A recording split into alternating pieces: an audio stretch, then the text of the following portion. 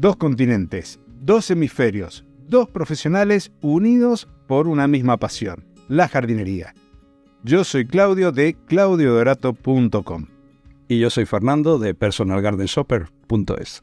Y te damos la bienvenida a un nuevo episodio del podcast de jardinería y paisajismo. El espacio en donde encontrarás conceptos, técnicas, estrategias y noticias del mundo de las plantas para que puedas tener tu jardín más lindo cada día. Hoy vamos a hablar de arbustos y de trepadoras comestibles en el jardín. En realidad no vamos a hablar nosotros directamente porque tenemos un invitado que nos hablará de ellas porque recientemente ha publicado un libro, Cómete el jardín, arbustos y trepadoras. Hoy nos visita Vladimir Rivero Sanz. Él es paisajista titulado por la Universidad de San Jorge de Zaragoza. Toda su vida ha estado relacionada al diseño de jardines, experimentando con nuevas especies botánicas, tratando de valorar su adaptabilidad a España. Tal vez lo conozcas porque en sus redes sociales lo encuentras como El Jardín del Calvo. Bienvenido, Vladimir, es un gusto para mí que formes parte de este episodio, que compartas tu experiencia junto con Fernando en el podcast de jardinería y paisajismo. Muchas gracias, Claudio, muchas gracias, Fernando, encantado de estar aquí con vosotros. Y vamos a ir directo al grano. Vamos a comenzar entonces con la entrevista y con las preguntas. Y nos gustaría conocer cuál es tu trayectoria académica, tu trayectoria profesional, desde el momento que descubriste y te enamoraste del mundo de las plantas hasta este momento. A ver, son muchísimos años, ya no tengo canas porque ya no tengo pelo, pero realmente empezó muy pronto mi juventud. Pasa que luego vas a la universidad y como también me gustaba la historia, dije voy a estudiar historia, pero terminó el gusanillo de las plantas de llamarme muy joven, así que cambié la facultad de historia por las plantas. Estuve muchos años dedicado a la jardinería, diseño de jardines, la fabricación, construcción de jardines, y luego con el paso del tiempo, lógicamente me saqué el título de paisajismo porque era algo que terminaba de ser, si no era coherente, tenía una titulación que me diera más herramientas, más argumentos, más conocimientos. De ahí seguí ejerciendo y luego llega un momento en la vida que quieres dedicarte más a la divulgación. Entonces, que en los últimos 2 años me he enfocado más a eso. Así que he realizado talleres para enseñar a otros jóvenes jardinería, he escrito libros, publicaciones y bueno, básicamente resumida sería esta mi trayectoria. ¿Y por qué creíste que era necesario escribir este libro? ¿A quién va dirigido? ¿Y para qué región climática está pensado este libro? A ver, ¿por qué? Porque toda mi vida he manejado muchos libros de plantas ornamentales. Conozco todo tipo de plantas, pero yo me he centrado mucho en lo que es jardinería, porque es lo que más he estado en contacto con ello. ¿Por qué era necesario? Porque en todos los libros que yo encontraba hablaban mucho del valor ornamental de los arbustos. Qué tipo de hojas, cuándo florecía, cómo se mantenía, cómo se regaba bien. Pero no hablaban de las posibilidades comestibles de muchos arbustos. Quizá por desconocimiento o quizá porque venían de regiones del mundo distintas y no se conocía un poco la manipulación de esos frutos y ante la duda pues se obvian.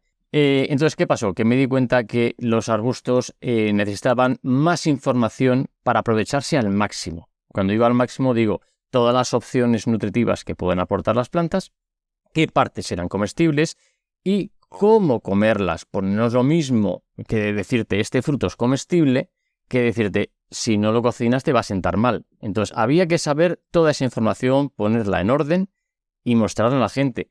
¿A quién va dirigido? A todos los que, primero, que tengan curiosidad por probar cosas nuevas, o gente que tenga jardín y quiere hacer de su jardín una extensión de la huerta. Puedes tener tu huerta y puedes tener tu jardín y aprovechar al máximo todo el potencial que te da. Y es que realmente si lo haces bien, el jardín es una fuente inagotable de comida los 12 meses. Así que entre hojas, flores, frutos y semillas, tienes un potencial que se estaba desaprovechando. Así que alguien tenía que ponerlo en orden, coger plantas de los 5 continentes, ponerlas y explicar cómo se hace en cada caso. Te hago una consulta. ¿Desde hace cuánto que se comen estos arbustos, estas trepadoras, enredaderas? ¿Y qué pensás vos? se están consumiendo en la actualidad, no se consumen. Ya algo dijiste, como que el desconocimiento general por ahí juega un papel fundamental y por eso lo divulgás. Pero la historia que cuenta. Sí. ¿Desde cuándo? Es desde siempre. O sea, aquí en España, por ejemplo, el arbutus unedo, el madroño, siempre se ha comido.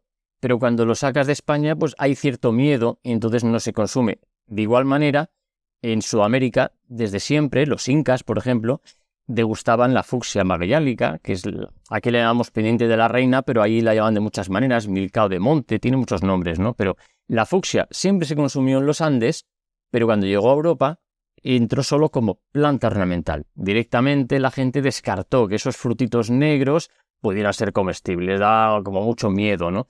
Igualmente, plantas de Asia que llegaron a Europa, había mucho miedo. En Asia se consumían, aquí no. Un ejemplo muy curioso, por ejemplo, puede ser la hortensia. La hortensia macrofila y la hydrangea macrofila, que es la hortensia de toda la vida, es comestible y muy poca gente lo sabe, pero la hoja es comestible. Entonces, ¿cómo hay que hacer para comerla? Bueno, eso lo explico en el libro, pero los asiáticos lo sabían.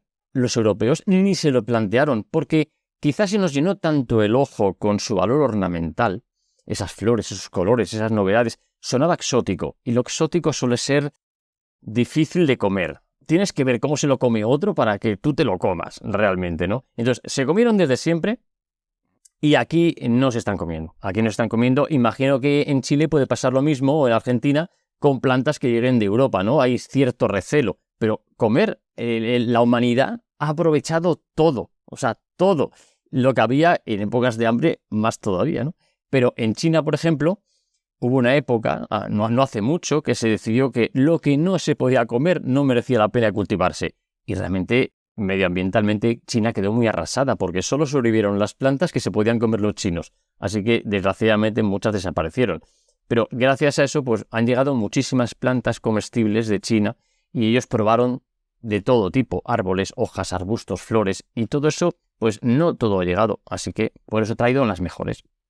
A mí me ha llegado el libro esta mañana con el repartidor de Amazon, pero no me ha dado tiempo todavía de empezar a leerlo. Le he echado una ojeada rápida, pero no me ha dado tiempo. ¿Qué voy a encontrar? ¿Qué sabores voy a descubrir al leer el libro? Y la pregunta de rigor, ¿tú has probado todo lo que comentas en el libro? Sí, sí a las dos cosas. Pero primero, lo de los sabores. Son sorprendentes. O sea, yo siempre he sido de natural, curioso, y me ha gustado probar un poquito. Por ejemplo, si yo iba a una frutería de pequeño y había una fruta que no conocía, le decía a mi madre, cómprala, tengo que saber cómo sabe esa fruta. Pues eso mismo se ha extendido toda mi vida y he ido probando todo lo que tenía a mano, siempre con conocimiento. Cuanto más conoces la naturaleza, más te das cuenta de los riesgos. Entonces, como yo sé que los riesgos están ahí, lo que hago es minimizarlos. Me documento mucho y digo, vale, pues esta fucsia se come, esta fucsia no se come. Perfecto. Sabores. Sorprende. Lo que más curioso es que sorprenden mucho. No te esperas morder una baya de Heretia dixoni y que sepa a coco. Por ejemplo, Dios, ¿pero cómo es posible que esto sepa a coco? No te esperas comerte un fruto de un Cephalotaxus, que es una conífera que parece un tejo, y que sepa a ciruela. O sea, no lo esperas. Pero claro, son frutos que tu cerebro dice, cuidado que eso es venenoso. Y lo parecen. Pero luego te das cuenta que no solo son perfectamente comestibles, sino que descubres sabores muy parecidos a los que ya más o menos conocías. Pero encima agradables. Unos son más agradables al paladar que otros. Y yo soy sincero. Yo cuando le explico a la gente cómo se come una planta, también le digo, oye, este sabor es ligeramente insípido o este otro merece la pena. Entonces, cuidado, ojo, he quitado plantas del libro. He quitado plantas porque considero que la experiencia no está a la altura de lo que pretendemos meternos en la boca. A mí me gusta disfrutar de la comida, como a todo el mundo. Pues si creo que vas a pasar una mala experiencia, pues lo descarto. Y algún día especificaré a lo mejor algún libro de plantas para comer en hambruna, en periodo de hambruna. Entonces sí que las incluiría, porque alimentan, pero prefiero no incluirlas, porque prefiero que la gente se vaya con una buena sensación de lo que ha comido, degustado, y pueda contagiar ese interés a otras personas. Y había otra pregunta. Y si yo he probado todo. Vale. Sí, he probado todo menos una, que es muy curiosa porque la he probado indirectamente, pero no directamente. Es que hay el Vitex agnus castus, que aquí llamamos sauzcatillo, pero tiene muchos nombres. Imagino que en Argentina está seguro, porque es una de esas plantas que viajó. El Vitex agnus castus tiene unas frutillos que son como bolitas de pimienta. Lo que se come es eso, ¿vale? ¿Qué pasa? Que como esa planta tradicionalmente en la Edad Media inhibía el deseo sexual, entonces claro, no vas voluntariamente a comerte las bolitas del Vitex, y lo usaban los monjes y muchas personas para inhibir ese deseo. Curiosamente, luego la ciencia corroboró esa información. Y entonces ahora sirve para eso, para bajar la testosterona, pero ya no lo toman los monjes, lo toman los culturistas, que como tienen que regular sus niveles de testosterona, pues tienen que recurrir a las bolitas de Vitex agnus castus para controlar esos niveles. Y luego también las toman a efectos hormonales las mujeres que están en la menopausia. Y de hecho se ha ofrecido en las farmacias, tú puedes encontrar este producto porque es algo científico. O sea que lo que se sabía tradicionalmente desde hace muchísimos siglos se ha confirmado. Así que es un fruto que se come, que se usa, pero a mí alegremente no me gusta comérmelo. Tampoco me hace falta el tema. Pero que curiosamente luego aparece metido en recetas muy antiguas. Por ejemplo, el Ras el Hanout, que es una especia del norte de África, de Marruecos, uno de sus ingredientes principales es el Vitex agnus castus. O sea que indirectamente lo vas comiendo en otras mezclas. Igual que el curry es una mezcla de muchas especias, pues el Ras el Hanout incluye muchas, entre ellas el Vitex agnus castus. Pero sí, he probado muchas cosas y la experiencia la encuentro muy positiva porque te abre el cerebro, o sea, te abre el cerebro a lo bestia y te ves capaz de decir, ostras, yo es que si se dan a malas, yo tengo aquí comida, tengo aquí comida. O sea que todo conocimiento son herramientas y este libro es una herramienta. Has comentado que no todas las plantas, flores, frutos se pueden consumir así, tal cual las cosechamos, que eso lo has puesto en el libro. Pero además de eso, ¿está el valor nutricional de esa planta, de esa hoja, de ese fruto? Sí, a ver, lo que he hecho ha sido, como decías tú, primero, por ejemplo, el fruto de un Eleagnus umbellata es una pequeña baya rojiza. ¿Se te la puedes comer cruda? Te la puedes comer, y lo especifico, pero como adquiere realmente interés al paladar, es cocinada. Entonces, en esos casos indico cruda o cocinada, o ambas. Pero es importante decir si es cruda o cocinada, porque, por ejemplo, el saúco, el Sambucus nigra. Todos los Sambucus nigra, hay muchos híbridos de jardín, pero todos los Sambucus nigra son comestibles. No los racemosa ni los orientales, pero los nigras son comestibles. Problema, la baya en crudo es tóxica, pero cocinada amortiguas totalmente la parte tóxica y es una delicia que en muchísimos países de Europa, yo no sé en Sudamérica, pero en muchísimos países de Europa, para ellos, aquí en España, por ejemplo, no sé si a ti te pasa, Claudio, en Argentina, pero aquí en España la gente es de mermeladas de ciruela, melocotón y frambuesa, por ejemplo, ¿no? Pues en el resto de Europa son de saúco, básicamente de saúco, porque es muy interesante el sabor, las esencias que transmite cocinadas. ¿Qué puede pasar si te tomas un Sambucus nigra crudo directamente del árbol? Pues que te dé un poquito de dolor de estómago. Y si te tomas mucho, pues a lo mejor tendrás que ir al hospital. Toda esa información es importante que se conozca. Pero yo he tenido que meter el Sambucus nigra porque realmente es comestible. Pero ¿cómo es comestible? Es como una berenjena. Una berenjena, planta americana. Nadie se come berenjena cruda. Nadie. Porque eso sienta mal, es una solanácea. Pues por los mismos motivos menciono el saúco, pero también indico lo de cocinado. La otra pregunta, ¿cuál era? Había dos preguntas. No, era si, además de indicar cómo se consumía, sí, nutricional. Era el valor nutricional. Exacto. He recopilado toda la información nutricional que hay de esos frutos. Ojo, de todas no había, porque son frutos que están muy poco estudiados a veces, pero te encuentras auténticas joyas nutricionales, me refiero, Porque, por ejemplo, hay un arbusto que es euroasiático, se llama Hipoaerramoides, un arbusto de hoja azulada, interesante, una flor curiosa, pero no es bonita, pero el fruto es naranja. ¿Te sonará la piracanta? Pues un fruto como la piracanta, naranja, todo lleno de bolitas naranjas, pues ese fruto, nutricionalmente, tiene la vitamina B12, una vitamina que sabes que los veganos están buscando desesperadamente, porque está presente en la carne, está en algunas algas también hay, ¿no? Pero en la carne, el pescado, en el queso, hay B12. Pero claro, los veganos estrictos tienen muchos problemas y tienen que suplementar comprando en farmacias B12. Pues comiendo hipoairamoides, el frutillo directamente crudo de la planta o haciendo mermelada, tienes el aporte suficiente de B12. Entonces, esa información debería estar circulando desde hacía años por las redes y no circula. Así que la he recogido y entonces todo lo que se puede aportar nutricionalmente, qué tipos de vitaminas, qué tipo, si es fibra, si son carbohidratos, hay muchas frutas que incluso tienen grasa. Pues toda esa información la he metido. Ojo, también está bien que especifique una cosa, no he incluido demasiadas plantas tropicales. ¿Por qué?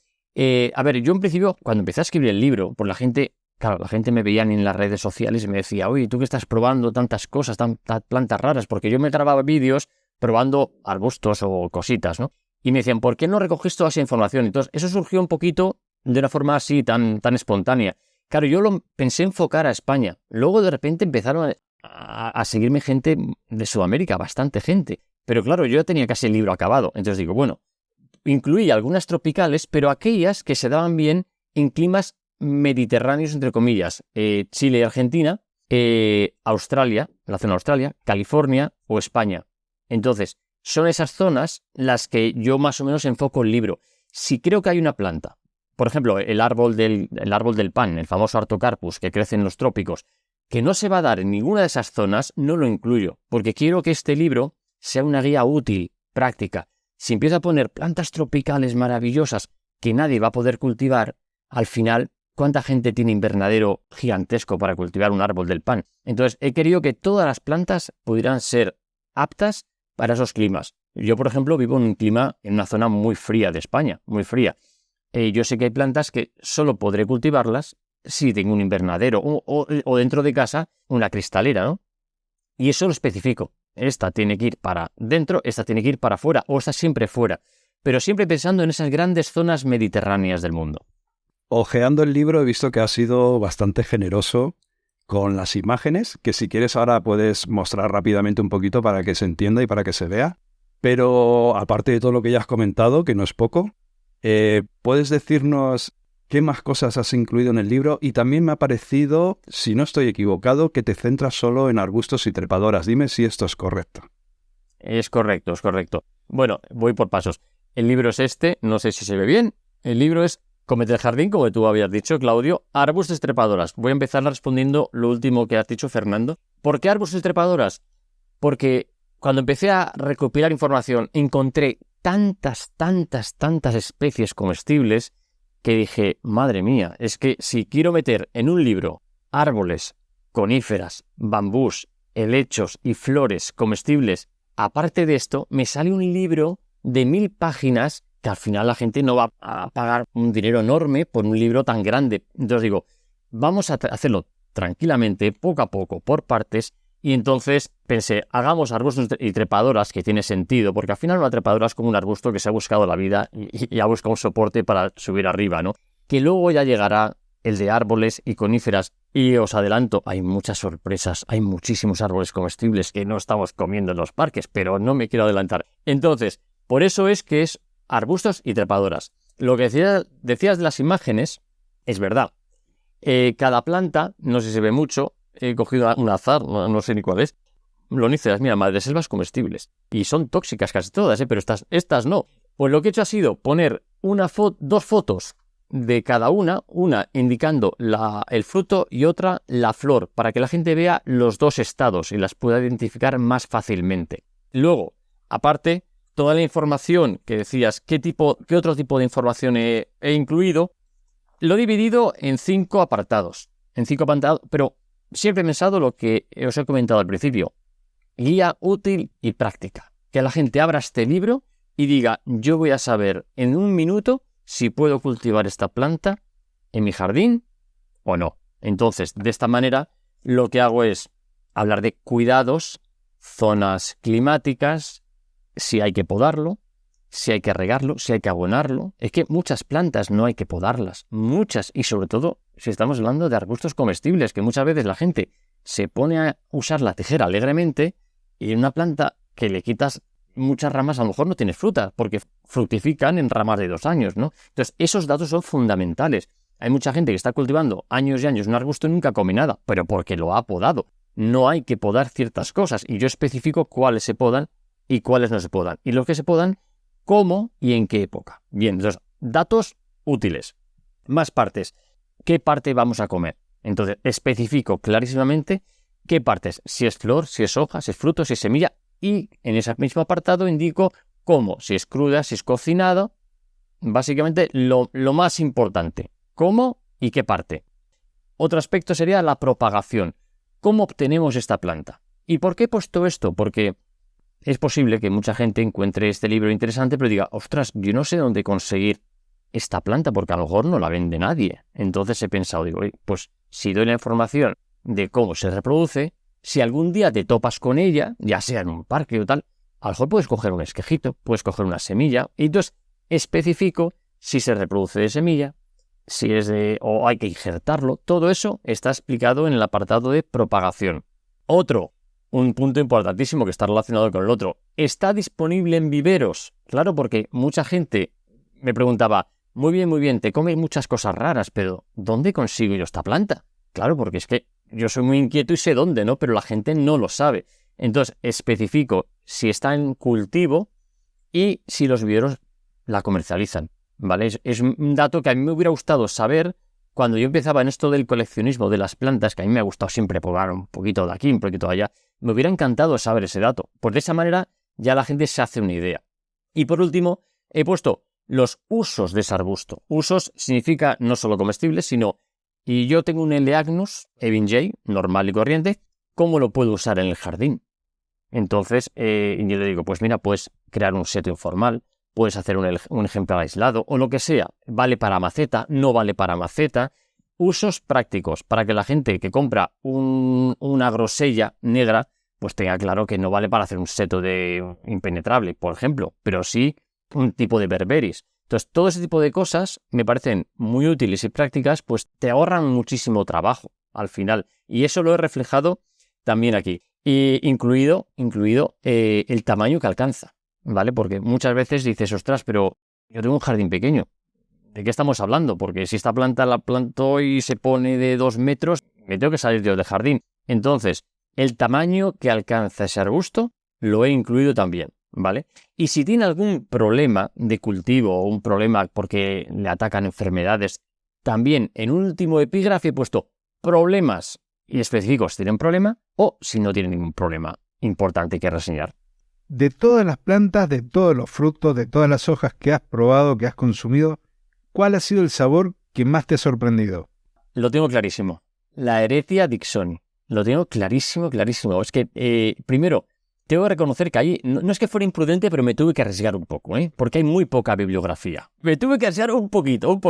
Hay muy poca bibliografía porque es una especie, es un arbusto, tendrías que verlo, es maravilloso. En España solo hay uno.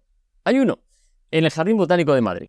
No hay más. Es una especie que habitaba en toda la Tierra en el Terciario. Con las llegadas de los fríos fue bajando y refugiándose en algunas zonas más casi tropicales, ¿no? Porque lógicamente hacía mucho frío en el norte. Y solo sobrevivió en una zona concreta de Asia. Cuando había estado en Europa, había estado en América, pues desapareció de todos lados por culpa del frío y se consiguió sobrevivir en una zona de Asia pequeñita. Bien, pues esa planta, cuando los jardines botánicos han intercambiado semillas, pues la han plantado en diferentes partes de Europa y de América y crece de maravilla. O sea, desapareció aquí por un frío de la glaciación, pero cuando lo plantas en condiciones normales es como si fuera de aquí de toda la vida. Entonces, cuando ves un ejemplar de Heretia Dixoni en hoja perenne, en flor, luego en fruto, unos racimos de bolas amarillas, maravilloso, espectacular, pero yo había oído que se comía, pero no me gusta contrastar las informaciones. Mucha gente decía que se comía, pero no estaba yo convencido del todo. Así que, cuando la vi madura, lo acerqué y mordí un poquito. Sabía a coco. Delicioso. O sea, desde ese momento me enamoré de ese sabor, porque no me esperaba eso. No sabía ni a qué sabía realmente. Pero realmente recomiendo probar la Heretia Dixoni, porque es muy agradable. Es como masticar mantequilla de coco, más o menos, tiene bastante grasa, pero también de esa manera te dan bastante, te llena el estómago muy rápidamente. O sea que la Heretia Dixoni, sin dudas. Pero también el Cephalotaxus que he mencionado antes estaba buenísimo, ¿eh? De hecho, los ingleses no lo llaman Cephalotaxus, ahí le cambian los nombres. Le llaman el plum tree, o sea, es como conífera de ciruela. Le llaman conífera de ciruela, porque es que lo que decía, sabe a ciruela. Y es realmente de un tamaño importante. Y hay mucha carne, con lo cual se disfruta mucho, tiene un sabor muy agradable. Y de todas estas plantas, trepadoras y arbustos, ¿has recopilado también información a nivel medicinal? ¿La comentas en el libro? Vale, no, y voy a explicar por qué. Digo no categóricamente, pero he hecho alguna excepción porque hay ciertas cosas contrastadas. Pero voy a explicar por qué no. Hay demasiada información medicinal pseudocientífica y científica. Cuando vas a las redes y a los libros, hay muchas cosas que se dan por ciertas y luego la ciencia, pues lógicamente investiga y termina viendo que no era todo tan maravilloso. Por ejemplo, se habló mucho de las bayas goji, que eran la baya milagro, ya sabéis, el lithium barbarum y demás. Luego ha resultado que no era tan maravilloso y la gente que tenía problemas del corazón pues tenía que ir con cuidado. Pero claro, cuando se ofrecían y salieron al mercado, era la baya milagro, cómela, que todo maravilloso. No. Hay que ir con cuidado. Y sobre todo con plantas nuevas. Cuando no sabemos, todos los estudios se han terminado y la ciencia no llega tan rápido a todos sitios. Si no sabemos todas las propiedades medicinales que tiene, prefiero no dar a entender que lo que estoy diciendo en ese libro es a rajatabla. No, y en el tema de medicinal hay muchos, no soy igual yo que tú, Claudio, o tú, Fernando. Podemos tener diferencias, tener alergias, todo tipo de reacciones inesperadas. Entonces es mejor no aventurar ni categorizar con remedios milagro, porque aunque lo parezcan y las tengan, no se ha estudiado lo suficiente y prefiero no meterme en ese mundo, que considero que hay demasiados bulos también en el tema de las plantas. Publicar un libro prácticamente se puede considerar como un punto de inflexión en la carrera profesional de quien lo hizo. ¿Cuáles son, a partir de esto, tus proyectos de aquí en adelante? Vale, bien.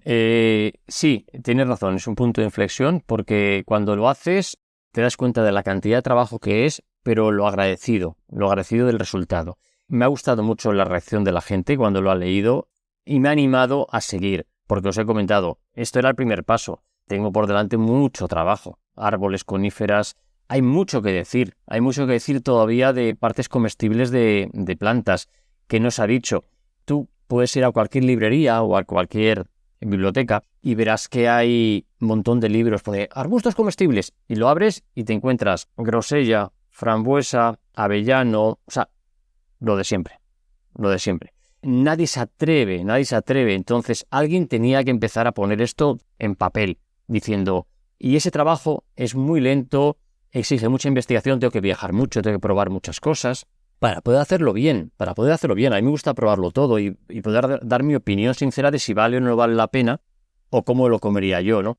Entonces, proyectos, seguir hablando de plantas comestibles como estas, pero ya vamos a otro tipo de ellas. Las flores, por ejemplo, hay miles de flores comestibles, miles. Yo no sé si voy a ser capaz de reunir. Va a ser un libro muy gordo, tendré que meter tijera. Tengo una pregunta, ahora que ya que estáis aquí los dos escuchando. ¿Flores? ¿Os gusta comer flores a vosotros? Yo sí. ¿Alguna? ¿Alguna? Vale. Es que yo doy mi opinión. De todo lo que he probado, lo más soso son las flores. Lo más soso. También las como, pero digo, no me deja una experiencia inolvidable, como me podía dejar, por ejemplo, la Aretia dixoni, ¿no? Pero me las como porque sé que aportan algunas, vitaminas y sé que aportan fibra. Pero considero que es más exótico, por ejemplo, mucha gente mete las ensaladas, lo habréis visto, mete pensamientos, mete caléndulas, mete cositas para dar toques de color, pero realmente al probarlo dices, bueno, sabe, pero poco. Si metes rosas y son aromáticas, ya eso monopoliza la ensalada, ¿no? Pero yo creo que es interesante que la gente sepa que hay muchas flores comestibles. Lo haré, pero es un proceso largo. ¿Más proyectos aparte de seguir con las plantas comestibles? Sí, tengo uno que es inmediato porque de tanto tiempo escribiendo en las redes, es batallitas de plantas. Yo les llamo batallitas de plantas. pero porque es que me gusta juntar. ¿Recordáis que os he dicho que al principio estudié historia? Porque realmente era una de mis pasiones. Luego pasé a las plantas. Pero a mí me gusta fusionar historia y plantas. ¿Por qué? Porque es que al final, cuando la gente sabe la historia del cacao, del azúcar, del trigo, de cómo han llegado a ser lo que son en esta sociedad, dices, Dios mío, pero qué locura es esta de historia. Entonces, todas esas historias las he recopilado y algunas las he contado en internet y a la gente le han gustado mucho. Yo creo que merece la pena ponerlas juntas. Entonces, el proyecto inmediato, una vez que ha salido es reunir esas historias tan asombrosas y de cara a las Navidades voy a sacar un libro de historias de plantas que nos rodean. Yo la he llamado como las plantas que cambiaron el mundo, porque es verdad. O sea, cuando ves lo que originó el comercio del té en el mundo, dices, Dios mío, pero ¿cómo puede una planta influir en la política internacional tanto? Esto es una locura. Entonces, he recopilado todo eso y el proyecto que viene después de va a ser sacar a la luz todas esas historias de plantas. Siempre hablamos de plantas, de cómo llegaron, qué problemas tuvieron para ser aceptadas. Muchas de las que llegaron de América a Europa, no todas triunfaron. Algunas ni siquiera todavía han triunfado, como el tupinambo, el famoso tupinambo, el Helianthus tuberosus, que tú lo comerás allí fácilmente. Pues aquí en Europa no triunfa y está riquísimo. Bueno, pues es muy divertido conocer la historia de cuando llegaron, que ya sabes, a Colón en sus primeros viajes, Hernán Cortés, no hacían más que mandar plantas de América a España para que las probáramos, porque claro, ellos en sus viajes por América veían que los indígenas comían una serie de cosas que parecían que estaban muy ricas y ellos lo mandaron a España a ver que la probaran la gente de la corte. Y ostras, no siempre gustaba. Y otras sí. Por ejemplo, los que más triunfaron, el pimiento. El ají o chile. Que aquí lo llamamos pimiento, mal llamado pimiento, ¿eh? Pero a mí me hizo mucha gracia que cuando me enteré que el cacao no había triunfado y que tardó siglos en triunfar, a mí me digo, ¿pero cómo es posible el cacao? El cacao es la maravilla del mundo. Pues tiene una historia muy curiosa, entonces he recopilado esas historias, las he puesto así con un poquito de gracia y sacar ese libro para que la gente lo disfrute porque me lo están pidiendo que ponga todas esas historias, las ponga en papel para que no se pierdan. Digo, bueno, pues ahí estarán también. Bueno, veo que van a venir muchas sorpresas y muchas maravillas. A ver, yo me quiero poner en la piel del oyente, en el caso de que esté escuchando el podcast, o bueno, en la piel de la persona que está viendo el vídeo, ¿no? Vamos a grabar este podcast también en vídeo y lo vamos a publicar. Entonces, la sensación que yo creo que se le ha quedado es, ostras, pues quizás esto es bastante interesante. Entonces, deja por favor muy claro, para que no haya dudas, de primero cómo se puede conseguir ese maravilloso libro y segundo, si también te quieren seguir, quieren saber más de ti o quieren estar al día de todo lo que vas compartiendo. Yo te sigo en Instagram y la verdad es que vas comentando muchas plantas, haces vídeos cortitos y vas comentando ya muchas plantas, o sea, vas dando muchas pistas de los secretos que incluye el libro.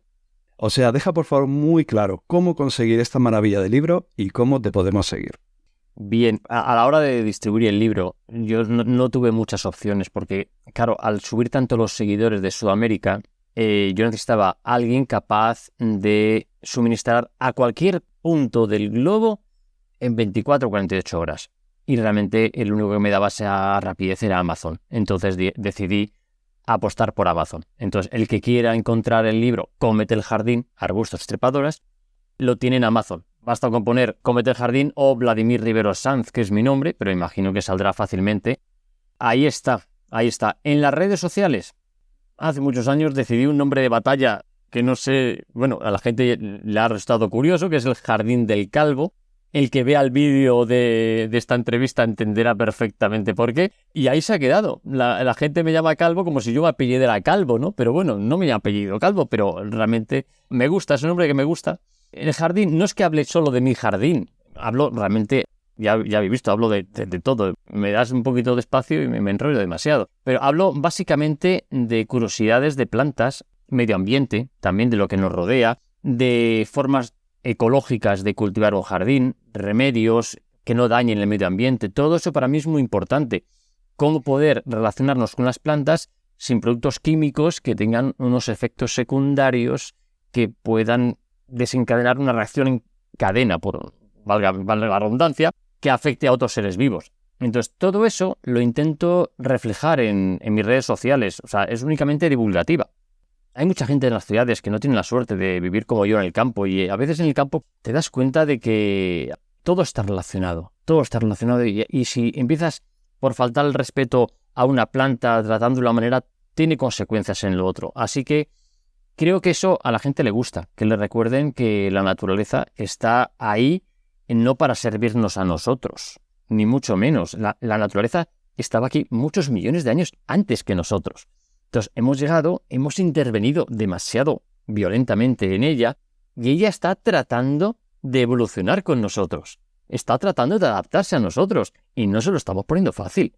Entonces, todo eso hay que recordarlo con datos, con estudios científicos, y me gusta eso. Igual que no me aventuro en el libro a hablar de remedios milagrosos medicinales de las plantas que he medido, me gusta siempre hablar y documentarme muy bien de esos experimentos que los científicos realizan, que nos enseñan que la relación entre seres vivos, animales y plantas es asombrosa, muy antigua, y nos la estamos perdiendo.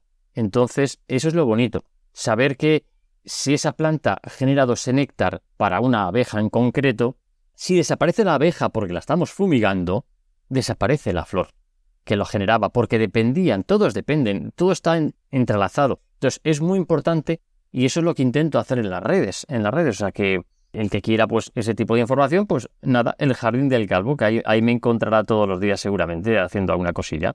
Te agradezco, Vladimir, la presencia en el podcast, que hayas compartido tu experiencia, el libro. Lo que te preguntó Fernando es la última consulta que teníamos para ti. No sé si, antes de despedirte de la audiencia, querés comentar algún dato curioso, alguna anécdota, porque hemos llegado al final del programa. Hombre, anécdotas hay muchas. Mismamente probando plantas de las que aparecen en el libro, había muchísimas, pero al final yo lo que quiero comentar es que lo bonito de esto no es solo hacer un libro, no, ni mucho menos. Para mí lo bonito es encontrarte con la reacción de las personas. Cuando das una información que no es muy pública y de repente la gente dice, pero ¿esto cómo he podido vivir hasta ahora sin saber esto, que lo tenía delante de mi cabeza? Entonces, ese feedback que me llega de las personas, a mí es lo que me gusta. O sea, yo cuando leo los comentarios en las redes sociales o la gente que lee el libro me dice, ostras, por fin, eso es lo más bonito. Eso es lo más bonito, y yo con lo que me quedo. Por eso intento divulgar lo mejor que puedo, pero aprecio muchísimo los comentarios de las personas, porque a veces aprendes muchísimo también de ellos. Yo cuando comento plantas, por ejemplo, de Sudamérica, y gente que vive allí me dice, oye, pues que sepas que esto, si lo hervimos, lo mezclamos con esto, sale una receta de no sé qué. Es que aprendo. O sea, me enriquece más todavía la información que ya tenía de esa planta, me la están ampliando ellos. Y entonces ganamos todos. Yo, digamos que he abierto una puerta, pero es que ellos han entrado y han ocupado el espacio con un montón de información maravillosa. Entonces, yo creo que este libro es una puerta de entrada a un mundo inmenso, que con un poquito de curiosidad, que la gente al final, si te gustan las plantas, es una cosa que va siempre creciendo, pues llegas a descubrir cosas asombrosas, y que luego vas trasladando a otras personas, ¿no? Entonces, esto es contagioso. Entonces, este libro es únicamente eso, un granito en la playa que pretende ayudar a las personas a ampliar su mundo nutricional, en este caso, ¿no? Pero que se lo van a pasar bien. No digo leyéndolo, que ojalá también, ¿no? Pero probando, seguro que sí. Fernando, hemos llegado entonces al finalísimo del episodio. Nos queda hacer el saludo. Vladimir, te invito a despedirte de la audiencia. Lo mismo para ti, Fernando. Y así hacemos el cierre del programa. Primero tú, si quieres, Vladimir. Vale. Pues nada, hoy ha sido un placer. O sea, yo lo he pasado muy bien, la verdad. Luego no sé si lo verá alguien. Yo encantado de lo que vean, cuanto más mejor. Y yo lo compartiré en redes, pero agradezco mucho a los que han llegado hasta el final del programa escuchándonos a los tres, que nos hayan dedicado ese pequeño tiempo de su vida a hablar de plantas. Podríamos estar mucho más tiempo, pero vamos, esto tiene lógicamente no vamos a estar 5 horas hablando de lo mismo, pero yo encantado de que me hayan escuchado. Encantado, si luego quieren seguirme por redes sociales, me quieren hacer algún comentario, yo encantado de responderlos. Trato de responder a todos, pero De verdad, no prometo nada porque a veces se juntan muchos, que yo hago lo que puedo, pero que yo encantado de recibirles y luego, y a vosotros, cualquier otro momento, yo encantado de ayudaros, de colaborar con vosotros, porque la verdad que me he sentido muy a gusto. Os lo agradezco muchísimo la oportunidad que me habéis dado de participar también en vuestro podcast. Te lo agradezco yo también a ti, Vladimir, tu presencia en el podcast, que te hayas pasado por el estudio para compartir, bueno, tanta información que seguro que la mayoría de los oyentes ni sospechábamos. Entonces, muchas gracias. Espero que en futuras ocasiones también te puedas pasar para comentarnos avances y nuevos proyectos, nuevos libros. Querida audiencia, pues bueno, daros un fuerte abrazo. Hoy, cosa que no es muy habitual, los que estáis viendo el vídeo, pues nos veis las caras. O sea que un fuerte abrazo con toda la expresividad posible. Y como siempre suelo decir, aunque hoy lo voy a cambiar, porque siempre suelo decir, disfruta de tu jardín todo lo posible, hoy voy a decir, cómete tu jardín todo lo que puedas. Hasta el próximo mes. Bueno, querida audiencia, ha sido la verdad un placer haber estado en el estudio junto a Vladimir y a Fernando, haber compartido todo esto que es muy novedoso y muy curioso a la vez. Así que te agradezco que hayas estado hasta acá. Te invito a que sigas a Vladimir en sus redes. A nosotros nos encontrás como siempre, a Fernando en personalgardenshopper.es, a mí en claudioverato.com, también en nuestros canales de YouTube. Si estás escuchando el podcast y querés ver el libro y todo a través del canal de YouTube de Fernando, lo podrás hacer. Y, por supuesto, adquirirlo a través de la plataforma de Amazon. Y, habiendo llegado al final, el cierre de siempre: 2 continentes, 2 hemisferios, 2 profesionales unidos por una misma pasión, la jardinería. Muchas gracias. Adiós. Adiós.